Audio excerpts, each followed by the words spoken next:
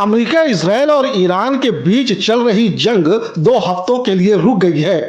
जी हाँ, 2 हफ्तों के लिए यानी सीज फायर हो गया है।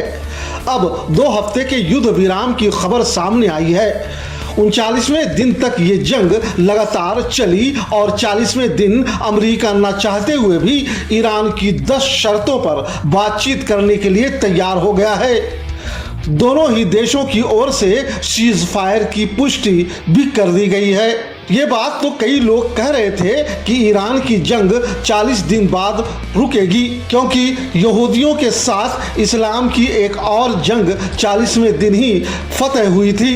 दरअसल इस्लाम में यहूदियों के साथ हुई सबसे अहम जंगों में से एक जंग खैबर भी 40वें दिन ही जीती गई थी। पैगंबर मोहम्मद ने यहूदियों से खैबर का किला को जीतने के लिए 40 दिन का समय दिया था। 39वें दिन तक जंग चलती रही और अंत में 40वें दिन पैगंबर मोहम्मद ने इमाम अली अलैहिस्सलाम को इस्लाम का झंडा दिया और खैबर फतह करने का हुक्म दिया।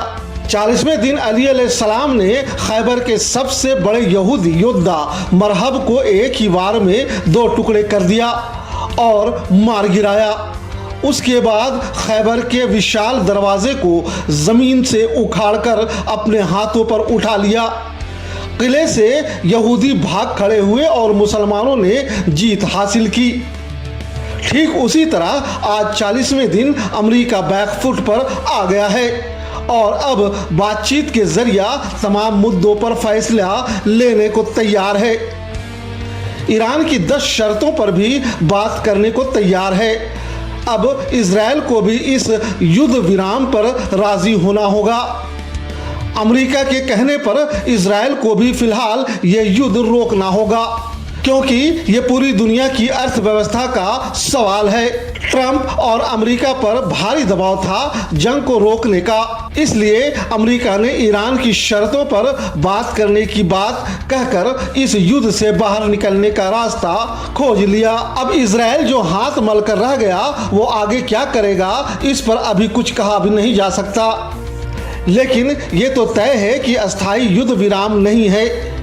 ईरान की बात मानकर अमेरिका ने खुद को युद्ध से बाहर जरूर कर लिया है, लेकिन इजराइल और ईरान अब भी एक दूसरे के आमने सामने रहेंगे। ये जंग आगे भी इन दोनों देशों के बीच जारी रहेगी। भले ही ट्रंप अपने देश के अंदरूनी हालात, वैश्विक दबाव और आगामी चुनाव को देखकर पीछे हट गया हो। फिलहाल इस बड़े युद्ध और सीज फायर से जुड़ी तमाम जानकारी हम आपको आगे भी देते रहेंगे। Bureau report, Bharat plus 24।